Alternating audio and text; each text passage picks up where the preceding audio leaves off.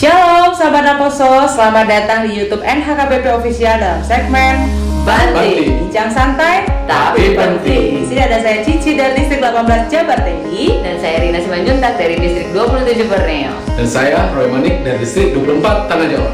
Di sini kita bertiga akan memandu nih segmen Banting edisi pertama. Bener banget Kak Cici. Karina, boleh dong diceritain siapa sih yang mau kita banting di edisi pertama ini? Bener banget. Jadi yang bakal kita banting di sesi kali ini ada salah satu petinggi di HKBP.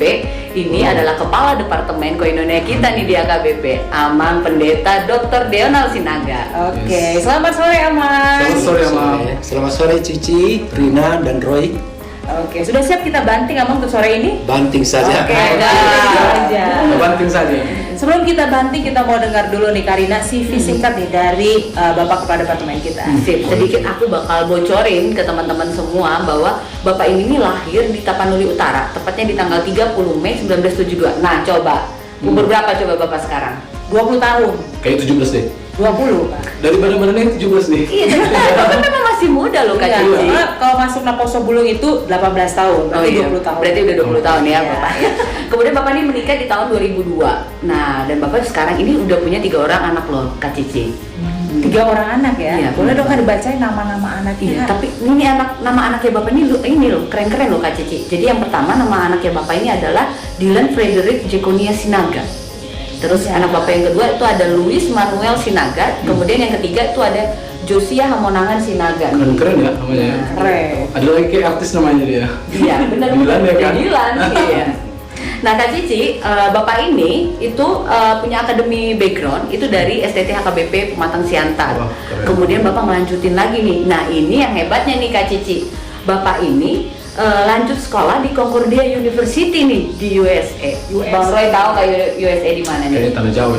Tanah Jawa. Tahu. Benar banget USA di Tanah Jawa, Pak. Iya, itu Concordia University itu ada di kota Portland, Oregon. Itu bagian barat Amerika Serikat. Oh, berapa meter dari Siantar kira-kira?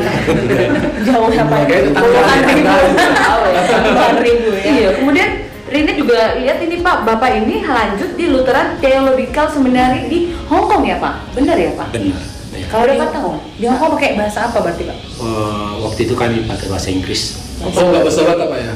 Soalnya di sana kebanyakan orang memakai bahasa Kantonis, tapi banyak juga yang sudah bisa bahasa Inggris. Wow, keren. Nah Kak Cici, sebelum Bapak ini menjadi Kepala Departemen Koinonia, Bapak ini pernah menjadi Pareses di HKDP Distrik 2 Silindung dan kemudian menjadi Pareses kembali di HKBP Distrik 21 Banten, benar ya Pak ya? Khusus Banten ya. Iya. Luar biasa ya untuk CV-nya. Buat tepuk tangan dulu. Iya, dong. jangan buat ini. Untuk meyakinkan ke sahabat-sahabat Naposo bahwa yang kita hadirkan di sesi pertama kita ini benar-benar tamu yang sangat penting untuk kita ulik secara santai. Nah, begini nih Pak, tadi kan kita udah denger nih CV dari Bapak ya, background akademis, pengalaman. Tapi kalau dari kita nih Naposo selalu tertarik di hal-hal yang unik-unik dan biasanya jarang untuk orang tanyakan. Boleh dong ya Pak ya? Bisa. Kan udah siap dibanting Udah tadi siap Pak. dibanting, jelas. Oke. Kita harus kita banting nih. Iya. Nah kalau kita tuh pengen tanya dong Pak, tadi tuh nama ketiga anak Bapak tuh unik-unik tuh Pak. Ada Dylan, Louis, sama tadi ada Josia ya Pak ya? Josia. Oke. Boleh dong Pak diceritain sedikit ke kita nih Pak, makna dari ketiga nama anak Bapak tadi. Iya, jadi sewaktu anak-anak kami lahir, saya bersama ibu selalu diskusi berembuk tentang nama anak-anak kami. Jadi bagi kami nama itu adalah merupakan doa dan harapan, impian juga dalam kehidupan mereka. Ya, jadi anak pertama Dylan Frederick Jekonia itu memiliki makna bagi kami sebagai pemimpin yang bijaksana yang diberikan oleh Tuhan gitu. Jadi itu juga harapan kami supaya Dylan itu menjadi pemimpin di bidang manapun, tetapi yang takut kepada Tuhan dan juga yang mengandalkan Tuhan dalam kehidupannya. Keren Dan banget. juga bijaksana gitu. Pemimpin yang bijaksana ya Pak. Iya. Nggak sembarangan ya buat Iya. namanya. Kalau Louis Pak, kalau Louis. Kalau Louis jadi bisa juga kita lihat dari ada raja di Prancis yang namanya Raja Louis gitu ya. Jadi Louis Manuel yaitu kita harapkan juga dia menjadi seorang pemimpin yang diberkati oleh Tuhan. Manuel itu kan God is with us, Iya, Immanuel betul, gitu ya. betul. Jadi kita mengharapkan dan mendoakan penyertaan Tuhan bagi dia dan menjadikan dia seorang pemimpin yang taat kepada Pemimpin Tuhan. yang, pemimpin yang Iya. bijaksana, pemimpin yang taat, disertai Tuhan ya Pak ya. Kalau Iya. yang ketiga Pak Josia. Ya, demikian juga dengan Josia ya. Jadi Josia itu dari Alkitab dia adalah seorang pemimpin Israel, seorang pemimpin yang reformis, yang membawa pembaruan dan yang menghancurkan Baal dan musuh-musuh Tuhan seperti itu. Jadi dengan Hamunangan bahasa Batak kita mengharapkan dia menjadi seorang pemimpin yang menang bersama Tuhan untuk melawan ketidakadilan, ketidakbenaran gitu. Ya. Luar Itulah biasa. dua dan Jadi ada juga teologianya ya. Iya, tapi tiga-tiga itu maknanya sama ya, pemimpin Pemimpin. gitu ya, luar biasa. Kedepannya nanti dia ngikuti orang tuanya jadi pemimpin, ya kan? Jadi pemimpin, Sama ya. seperti bapak ini kan. Oke, kalau Karina udah disiapin untuk nama anaknya? Nanti nama anakku nanti mungkin lebih unik lagi kan Cici? Oh, lebih unik ya. Kalau Bang Roy, nama anaknya udah dipersiapkan? Belum, jodohnya aja belum kelihatan belum ya, jodohnya belum belum kelihatan. ya. Iya dong. Iya. Coba dong Karina, kira-kira selain nama apa nih yang mau kita tanyain? Sebenarnya Pak, kalau sebagai kepala departemen coding ya, Bapak pasti punya banyak banget segudang kesibukan ya Pak ya. Benar. Iya. Nah sebenarnya yang kita penasaran nih Pak, gimana waktunya Bapak bisa membagi waktu nih antara pekerjaannya Bapak, terus Bapak sebagai kepala rumah tangga, Yes. Bapak juga bisa quality time mungkin dengan hobi-hobinya Bapak gitu. Bisa dijelaskan nggak Pak ke teman-teman gimana cara Bapak membagi waktu nih? Iya, ini pertanyaan yang menarik dan tetap menjadi pergumulan saya seperti itu ya. Karena memang seperti saudara-saudara tahu, sebagai kepala departemen koinonia sangat banyak kesibukan, baik di kantor pusat HKBP maupun ke jemaat-jemaat atau ke distrik-distrik. Tapi memang bagi saya secara pribadi kebersamaan dengan keluarga itu sangat penting. Ya, jadi semaksimal mungkin saya akan mengisi waktu saya bersama dengan keluarga, bersama dengan ibu dan anak-anak. Umpamanya kalau di pagi hari kami bisa olahraga bersama, naik sepeda bersama, gitu ya. bareng-bareng, romantis Ya, banget. setengah jam gitu ya. Itu merupakan waktu yang sangat-sangat penting bagi kami. Demikian juga kalau bisa sarapan bersama, ya, berdoa bersama, baca firman Tuhan bersama, bernyanyi bersama, itu merupakan waktu yang sangat penting bagi kami. Jadi memang waktu saya bersama dengan keluarga itu sangat terbatas. Tapi kalau saya punya waktu, saya akan isi semaksimal mungkin bersama-sama dengan mereka, jalan sama atau makan bersama atau bernyanyi bersama. Itu bagi saya itu adalah waktu yang sangat-sangat penting. Jadi gini Pak, kan tadi Pak tersinggung sepeda, Ya. baru penyanyi. Jadi yang mau kutanyakan, gimana Pak menjalankan hobi Bapak? Atau hobi Bapak hanya bersepeda dan bernyanyi? Ataukah ada hal yang lain yang mungkin hobi Bapak yang lain dari situ, selain dari olahraga atau bernyanyi? Iya, jadi sebenarnya kalau hobi saya itu, saya sangat tertarik baca buku-buku biografi, ya, orang-orang terkenal gitu ya, orang-orang Berat nih, Kak yang Cici. pemimpin-pemimpin yang hebat di dunia ini seperti Nelson Mandela. Nelson Ya, Mandela. saya sangat senang itu baca bukunya ya, Long Walk to Freedom, ya. Jadi jalan panjang untuk menuju kebebasan seperti itu. Biografinya Mahatma Gandhi, Barack Obama, dan pemimpin-pemimpin baik di gereja maupun di politik, ya saya sangat senang baca itu, gitu. Itu bisa saya katakan ya hobi bagi saya. Ya. Kapan Pak biasanya Bapak baca buku? Kan Bapak sibuk banget Iya, nih biasanya benar. kan. Ya biasanya kalau anak-anak sudah tidur gitu ya. Oh. Gitu. Tapi saya juga dengar nih, kan tadi Bapak suka baca buku. Ya. Berarti aku juga pernah dengar, kayaknya Bapak udah mencetak buku ya, atau menciptakan buku atau buat buku gitu ya? Ya, jadi saya suka juga menulis ya, menulis artikel, dan juga saya sudah terbitkan 2 buah buku. Oh. Tahun 2016 saya menuliskan satu buku yang judulnya Perjumpaan Kreatif. Perjumpaan, ya, oh ini deh, itu ini. bukunya Iya, ya. benar. Iya. Perjumpaan kreatif. Teman-teman bisa lihat Iya. nih. Dan tahun lalu saya menulis satu lagi buku itu Marhum Bastian Nasaroha. Nasaroha, melayani dengan hati gitu. Melayani dengan hati, Wow. gitu. Iya. Mungkin bisa dijelaskan itu Pak, dari perjumpaan kreatif ini dasarnya itu kenapa dia jadi perjumpaan kreatif atau isi bukunya ini bisa nggak dijelaskan? Iya, jadi kalau perjumpaan kreatif ini saya tuliskan diinspirasi oleh kunjungan saya bersama-sama dengan teman-teman tahun 2007 yang lalu ke Jerman dalam satu program namanya Pastoral College. Jadi saya perhatikan pemimpin kami waktu itu seorang pendeta dari Jerman, namanya pendeta Heiner Susselbeck. Ya. Jadi selama 2 minggu kebersamaan kami di situ, saya lihat mulai dari pagi sampai malam setiap perjumpaan itu penuh makna gitu, dan selalu membangun, selalu melahirkan ide-ide yang baru, inspirasi yang baru, dan selalu sangat konstruktif. Ya, jadi saya berpikir, bagaimana ini bisa terjadi? Kenapa hanya dalam kegiatan pastoral ini bisa maksimal perjumpaan-perjumpaan kreatif? Lalu saya mencoba membaca buku-buku, banyak merenung, berefleksi, bagaimana caranya ya biar kita seperti yang di Jerman itu bisa mempergunakan waktu dan kesempatan berjumpa itu menjadi perjumpaan kreatif.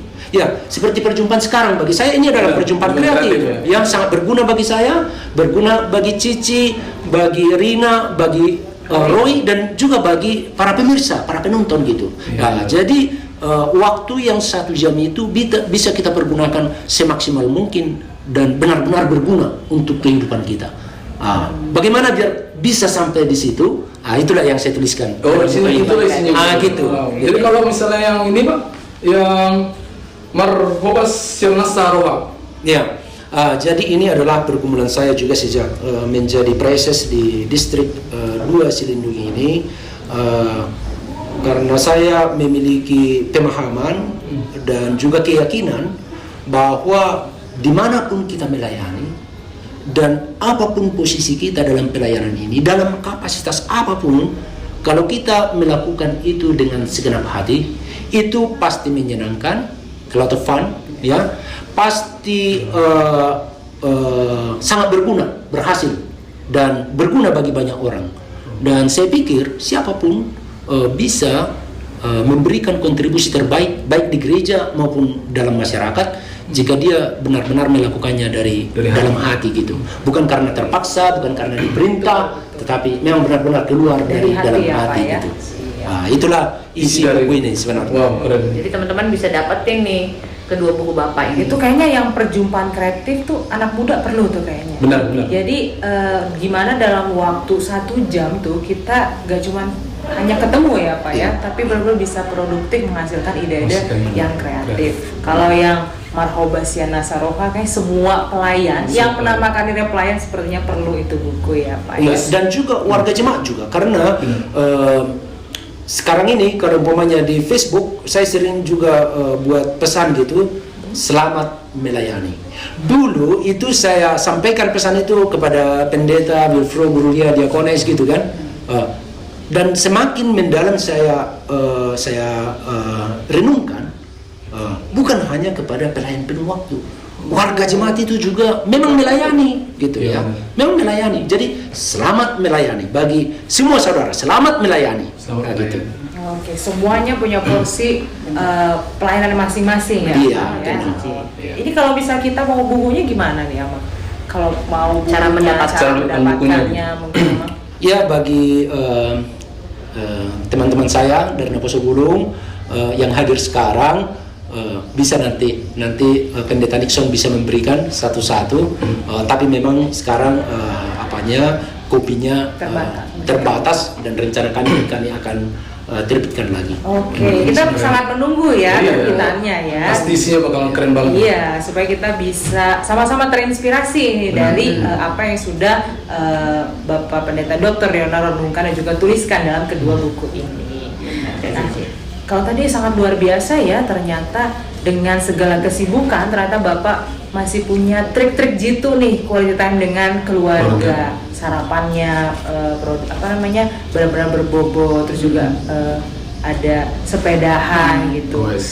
Nah, tapi emang kita juga penasaran nih, kira-kira gambaran dari yang pelayanan Amang sebagai Bapak Kepala Departemen Koinonia HKBP nih Amang, kira-kira itu cakupannya tuh Apa Kan aja? kita taunya hanya luas banget. Nah, kita mau tahu nih Amang, sebanyak apa atau seluas apa gitu yang menjadi ranah pelayanan Amang sebagai Bapak Kepala Departemen Koinonia HKBP. Ya, ini pertanyaan yang sangat menarik ini.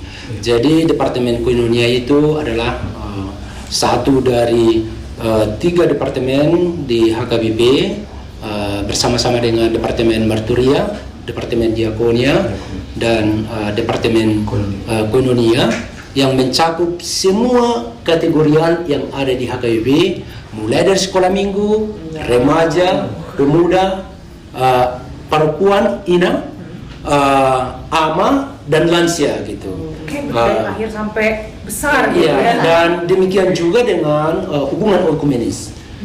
Jadi hubungan ekumenis HKBP dengan gereja-gereja yang ada di Indonesia ini maupun yang ada di Asia dan juga yang ada di dunia ini. Itu adalah bagian dari pelayanan Departemen Koinonia plus kemitraan dan pembinaan. Jadi pembinaan-pembinaan yang dilakukan HKBP di bawah Biro Pembinaan itu adalah juga bagian dari Departemen Koinonia. Oh, Biro Pembinaan. Ya. Contohnya apa ya Pak kalau kegiatannya kalau misalnya di Biro Pembinaan gitu? Oh ya, di Biro Pembinaan itu kita memberikan pembinaan kepada para calon pelayan di HKBP dan juga kepada para pendeta di HKBP. Demikian juga pembinaan kepada para halado dan juga kepada warga masyarakat. Jadi kalau umpamanya sekarang ini sangat banyak kegiatan-kegiatan pembinaan di Jitun Silangit.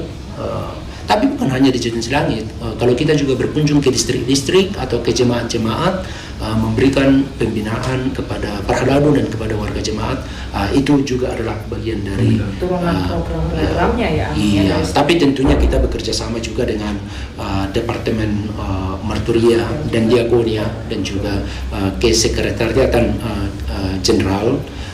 Itu semuanya bekerja sama di bawah arahan pengurus HKBP. Gitu. Oh, semakin jelas lagi nih kita ya. Kalau kita nih Amang Naposo Bulung ya, Amang. Kalau tadi kan ada Biro Pembinaan nih, Naposo Bulung sendiri Amang boleh dijelaskan mungkin Amang biro yang mungkin sering bekerja sama dengan Naposo Bulung itu sendiri Amang. Oh ya, jadi kalau Naposo Bulung itu kan di bawah koordinasi Biro Simirna ya, sekolah minggu, remaja dan Naposo Bulung. Ya, tentunya memang ini di Naposo Bulung ini kita banyak melakukan kegiatan-kegiatan pembinaan dan juga untuk pemberdayaan, menguatkan Naposo Bulung itu supaya mereka juga terpersiapkan menjadi murid Yesus, menjadi pengikut Yesus yang semakin matang, semakin dewasa dan semakin mau melayani di gereja kita. Oke, mantap. Harus mau melayani di gereja kita ya. Dan jangan lupa dari hati Kak Cici. Oh iya, kreatif tetap. Setiap berjumpa harus kreatif. Nah, kalau yang kita boleh lihat beberapa hari yang lalu nih, Amang, kita pemuda nih baru saja melaksanakan konsultasi nasional pemuda HKBP tahun 2021. Nah, mungkin Bang Roy ada yang mau ditanyakan mungkin ke Bapak Kepala Departemen tentang Konas kita kemarin. Ya, kira-kira gimana nih Pak mengenai Konas ini, apa yang terjadi ataupun apa yang diperbincangkan di dalam Konas itu? Iya, pertama-tama saya sangat senang, saya sangat bahagia dan saya sangat bangga dengan pelaksanaan konsultasi nasional 2021. Ya, awalnya kami agak ragu juga ya, karena ini masa pandemi ya, dan juga banyak keterbatasan baik dari segi dana, dari segi situasi dan kondisi di tengah-tengah bangsa kita. Tetapi kita sangat bersyukur kepada Tuhan dengan kerja keras panitia dan juga dengan kemampuan dari para pengurus baik itu PKNP maupun PPND yang sangat kreatif, sangat inovatif. Jadi Konas itu terlaksana dengan bagus gitu ya. Jadi saya secara pribadi sangat bangga. Semua pimpinan HKBP termasuk pengurus menyatakan sangat bahagia dengan pelaksanaan Konas 2021 ini. Ya. kalau misalnya di konsultasi nasional itu sendiri ya kan Pak, kan kita boleh lihat ada sesi di mana peserta diberikan banyak pemahaman dari beberapa narasumber, lalu ada sesi diskusi program, pleno, deklarasi ataupun dan lain-lain. Yang mana nih Pak, satu atau dua mungkin yang sangat menarik nih menurut Bapak di dalam rundown dari KONAS itu sendiri? Iya, jadi seperti tadi saya sampaikan bahwa memang pelaksanaan KONAS ini sangat membanggakan dari segi dinamika yang terjadi selama 2 hari. KONAS itu memang benar-benar sangat substantif ya, sangat substantif dan sangat informatif. Para narasumber juga saya pikir memang orang-orang yang bisa menginspirasi Naposo Bulung, baik peserta KONAS atau yang mengikuti kegiatan-kegiatan ini secara virtual atau melalui berita-berita gitu ya. Jadi termasuk adanya rekomendasi baik untuk program 2022 maupun untuk rekomendasi keseluruhan yang akan dilaksanakan oleh pemuda, termasuk juga penyempurnaan buku panduan pelayanan Naposo Bulung. Ini saya pikir satu pencapaian yang luar biasa, tapi satu yang sangat menggembirakan, yang sangat nyata, yaitu yang kita pakai ini sekarang. Wah, ini benar. Jadi saya sangat bangga memakai ini sekarang, sangat bahagia. Ya, jadi ini ada apa? Logo HKBP. Ya, HKBP. Ini menunjukkan kecintaan Naposo Bulung ke HKBP dan juga komitmen Naposo Bulung untuk membesarkan dan juga untuk mengharumkan nama HKBP. Ini pertanda bahwa Naposo Bulung HKBP bangga dengan HKBP. Ya, dan di sini juga dengan ini bendera Republik Indonesia, dengan peta Indonesia di sini, saya pikir ini bagian dari komitmen Naposo Bulung. Iya, betul. Naposo Bulung NHKBP untuk Indonesia. NHKBP untuk Indonesia. Benar. Dan di sini di bagian belakang ini ada moto Naposo Bulung, ya. Marsi Tangyangan, Marsi Apostasan, Marsi Urupan. Iya. Berarti ini yang sangat membanggakan ya Pak ya? Sangat membanggakan, dan saya berharap bahwa nanti semua Naposo Bulung HKBP akan mendapatkan ini ya. Bagaimana caranya itu nanti Cici? Boleh langsung menghubungi ke nanti tertera di apa namanya? Di bawah ini. Di caption ya, di Ya, caption di di bawah bawah ya. Ada nomor yang bisa dihubungi, nanti akan dikoordinator langsung oleh pengurus konferensi Naposo Bulung Pusat. Benar banget. Berarti emang ini kita simpulkan nih, hasil dari KONAS itu, perjumpaan KONAS itu menghasilkan Bang ya? Ya, ini Perjumpaan ini satu karya nyata dari Naposo Bulung. Benar, inilah hasilnya. Ya, ini salah satu keren, hasilnya. luar biasa.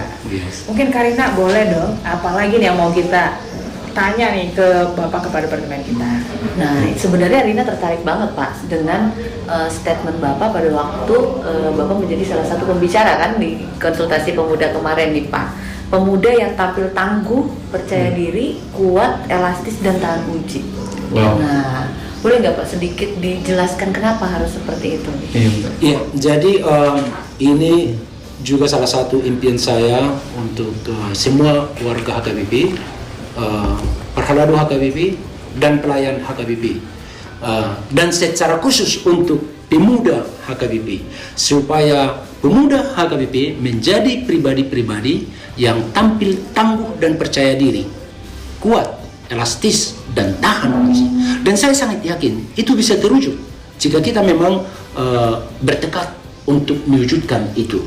Ya, saya sangat yakin itu.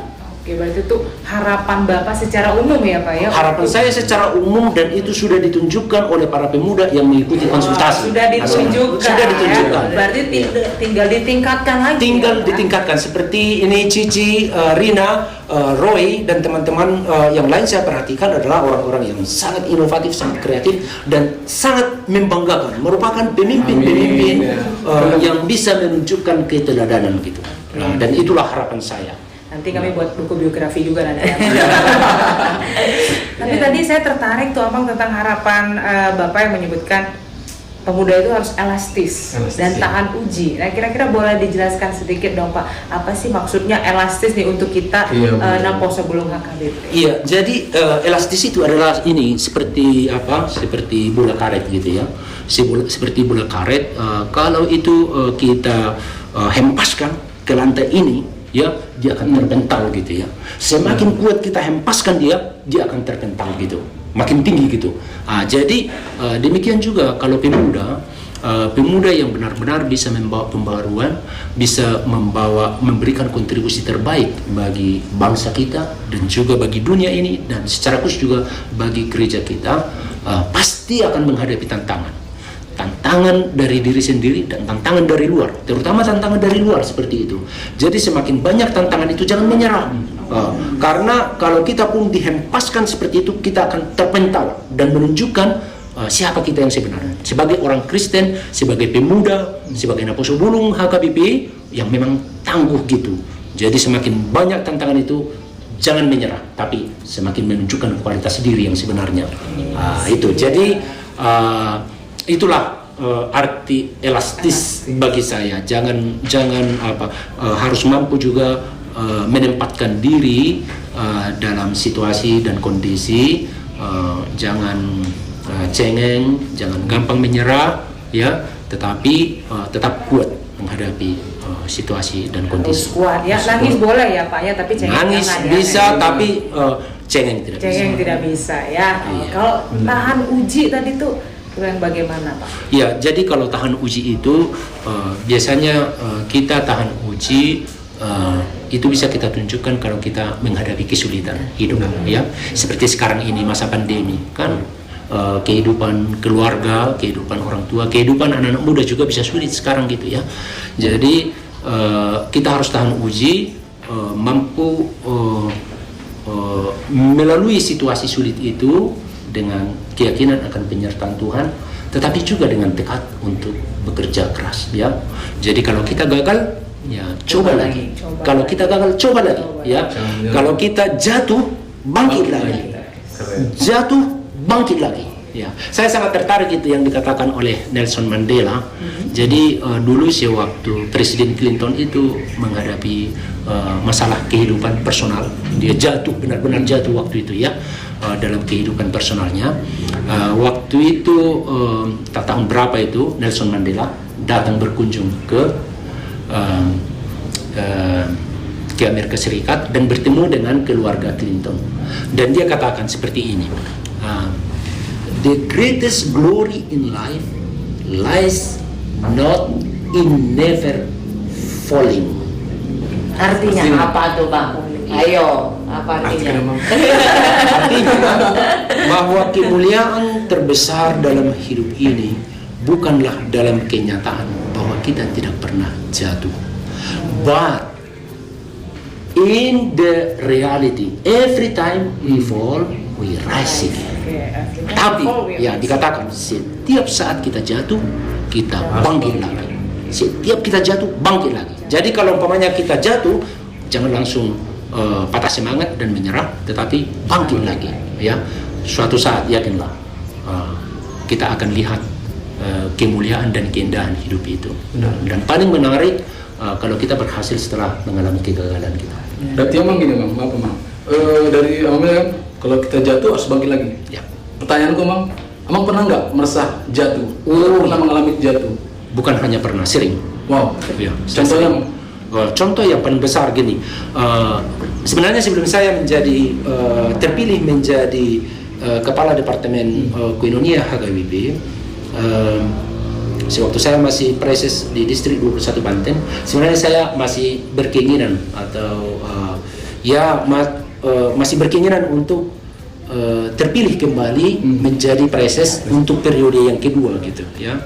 Ya, tetapi seperti itulah dinamika sinode distrik, para peserta sinode tidak memberikan suara yang cukup bagi saya untuk menjadi calon preses dari distrik 21 Banten.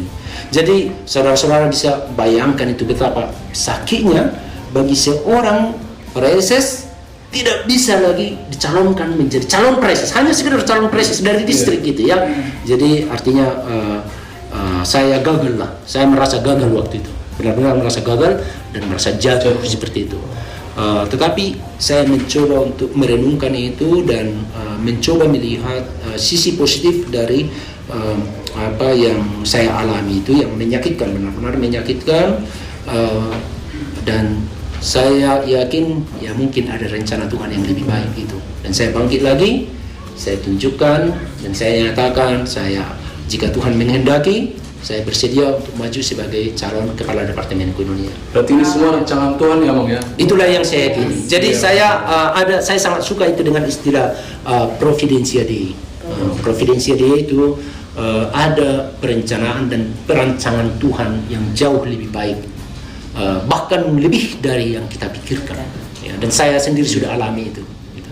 Tapi aku pikir gini Bang, mungkin Abang nggak jadi preses itu layaknya kamu seperti yang di atas lagi lah. Ada tugas hal yang penting mungkin yang kamu Bapak kerjakan melalui dengan kepala Departemen Koinonia. Aku sih mikirnya seperti itu sih, artinya positifnya. Iya, itulah yang saya yakini. Itulah providensia itu, providensia di itu yang saya pahami. Jadi saya yakin itu ya seperti Roy bilang itu ya itulah rencana Tuhan yang terbaik. Saya pikir. Luar biasa. Kalau tadi aku nangkepnya tuh kalau jatuh itu biasa ya, Maya. Bangkit dari kejatuhan itu luar biasa ya. Jadi kalau ada banyak tantangan tuh kita harusnya jadi pribadi yang lebih kuat lagi ya. Jadi buat sahabat-sahabat Naposo yang akhir-akhir ini mulai lemah, terus kayak aduh gimana nih Naposonya nih, tantangan pandemi, mau buat PA nggak ada kuota, mau ngajakin orang-orang yang nggak bisa, apapun tantangannya tadi seperti yang dikatakan oleh Bapak kita, Bapak Pendeta Dr. Dional Sinaga, apapun tantangannya kita harus tetap bisa maju nih, kita harus bisa jadi pribadi yang tahan uji juga. Nah, kita boleh dong Abang dengar sekali lagi nih harapan dari Bapak secara umum nih, yang kalimat yang waktu itu yang disampaikan juga waktu kita konsultasi nasional dan kita deklarasikan waktu itu kan. Biar sahabat-sahabat bisa tahu juga. Ya, terima kasih banyak Cici, Rina, dan Roy, dan kepada semua pemuda HKBP di seluruh Indonesia, bahkan di luar Indonesia ini. Inilah harapan kami supaya semua pemuda HKBP tampil tangguh dan percaya diri, kuat, elastis dan tahan uji. Yes, we can. Jadi itu harus ada itunya. Coba kita ulangi lagi sekali ya, Pak. Lagi ya buat sahabat-sahabat yang nonton, kalau Bapak udah selesai itu harus jawab dalam hati. Kalau bisa disuarakan juga ya, walaupun nontonnya secara virtual ya. Jawabnya tuh yes we can. Tangannya harus begini ya. Harus begini. Yes we can. Boleh Pak sekali lagi. Pemuda Naposo Bulung HKBP harus tampil tangguh dan percaya diri, kuat, elastis dan tahan uji. Yes we can. Oke, tepuk tangan dulu dong buat Bapak Departemen kita yang sudah kita banting ya.